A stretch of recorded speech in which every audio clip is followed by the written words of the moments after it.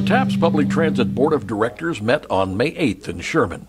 And at the top of their agenda was approval of a request from both Collin County and the city of McKinney for TAPS to provide public transportation services to rural parts of the county and to build a new transit system for the city of McKinney.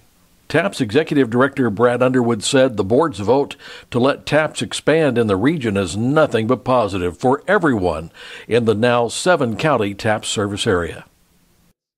You know, we're extremely excited. The board of directors saw the value. They decided to go and accept the Collin County rural designation as well as the Collin County McKinney UZA designation. And so, you know, we're working on working with TxDOT and working with FTA, but we are now officially the designated representatives for McKinney UZA and Collin County Rural. So we're extremely excited. This is something we've been working on for several months, visiting with city officials and the community, and so we're excited to see it all come together today. Underwood said connecting southern Oklahoma with the Metroplex has been a part of a long-term plan. And you know, it's always been an aspiration to think, you know, if we could ever connect people from Bryan County all the way to Plano, that would be a significant regional transit system for North Texas. And so now we're finally seeing that come to fruition today. Very excited. There's lots of big plans. The new board members that we'll be receiving, Mayor Brian Lockmiller, as well as Commissioner Chris Hill, very supportive, and they're looking forward to some conversations we're going to be having about the directions that we're going. So what do you think are going to be the biggest challenges for TAPS as an agency in the coming year?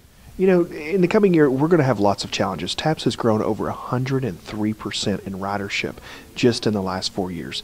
That is huge. No one around the state is seeing this type of ridership increase numbers like we are. What's good about that is we are continually getting to serve and help more people.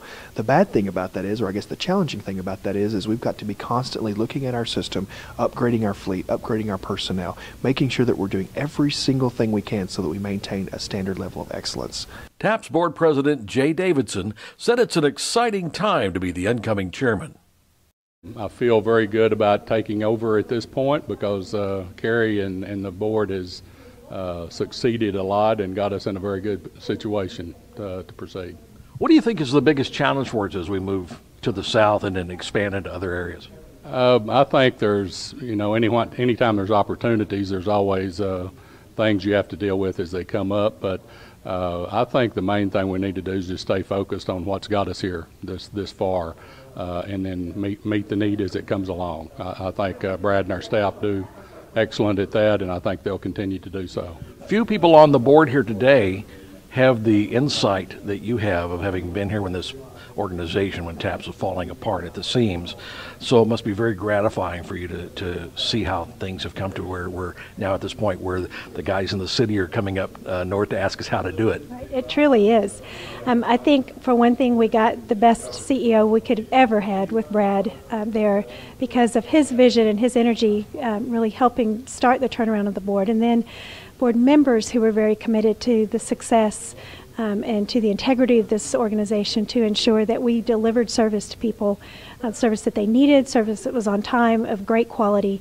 So everyone has worked hard, rolled up their sleeves, and done what has to be done to ensure that public transit is a good option and the right option for our region.